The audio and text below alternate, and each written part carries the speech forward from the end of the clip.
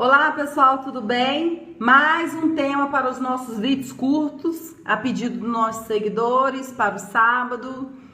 Vamos atender aqui a seguidora Aline Cristina sobre medo, como controlar o medo. Bom, basicamente a gente tem que primeiro entender como nasceu o medo.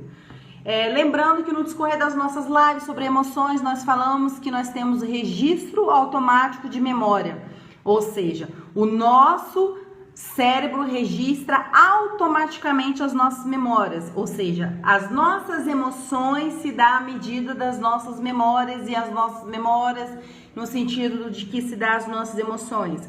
Então, meio que é uma coisa que sempre está casando, sempre está andando de mãos dadas, né? Não tem como se falar de memória sem falar de emoções, não tem como não falar de emoções sem falar de memória. Enfim.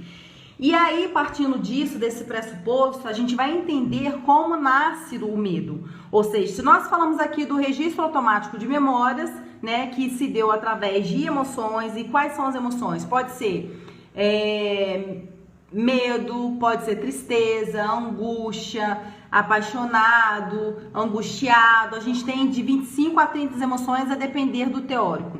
Então, se esse registro automático de memória, ele registrou o nosso medo, que é uma das nossas emoções, quer dizer, então, que essa sensação veio com uma certa situação. Ou seja, alguma coisa traumática aconteceu na sua vida, tá? Que registrou de forma angustiante esse medo. Então, esse registro automático de memória, ele tende a acionar mais o registro de memórias no sentido angustiante, muito mais vezes do que aquelas sensações e memórias e emoções registradas de formas saudáveis. Ou seja, o medo é uma das emoções, né, que nos traz repulsa, nos traz angústia, nos traz a sensação de coisa ruim. Então, logo essa sensação de medo, essa emoção de medo foi registrada não numa situação boa. Então, nosso registro automático de memória tende a remeter mais vezes a essas situações negativas do que as positivas. E acessando mais essas emoções negativas do que as positivas, pelo fato de serem registradas no momento mais de angústia, então isso de fato nos marcou.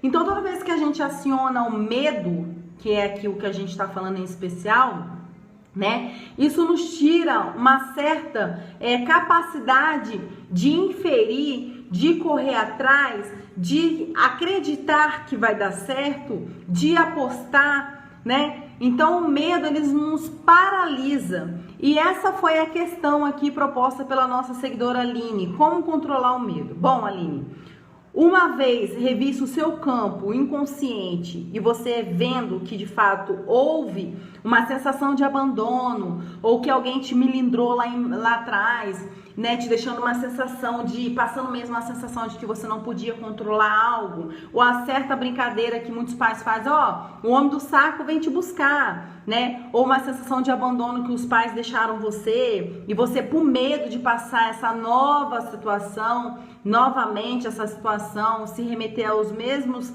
sentimentos de angústia, você automaticamente registra em forma de medo, né, essa má sensação no seu registro automático de memória, né, lá na amígdala, né, porque tem a amígdala da garganta e tem a amígdala do cérebro. Então você registra lá na amígdala, que fica dentro do sistema límbico, né, responsável pelas nossas emoções, essa sensação de medo. E como que você controla, né? Você passa a ter discernimento de que você tem um certo medo, né, e você, como adulto, você passa a tomar essa criança, ou seja, quando você teve essa sensação de medo, quando você registrou, você vai rever essa situação, você vai ressignificar, né? E você meio que, como a gente usa essa expressão, você como adulta, agora reconhecendo as suas emoções e quer se controlar, né? Estudando ali o seu autoconhecimento, que é a chave do profissional e do pessoal, né? O que te leva para frente, o que te posiciona, o que te impulsiona e te posiciona no mundo, o que te faz uma nova versão todos os dias, o que te permite, na verdade.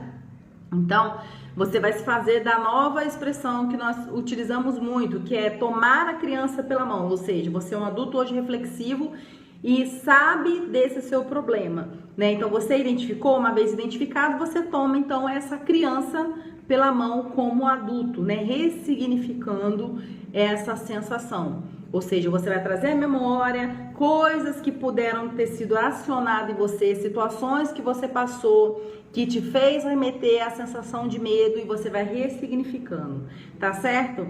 Então essa é a dica de hoje. Bom, já falei tudo que eu tinha que falar aqui sobre medo, porque eu fiz aqui uma pauta para ver o que passou ou não desapercebido para você. Tá certo, Aline? Beijo e mandem mais sugestões, tá bom, gente? Beijo. Fiquem com Deus.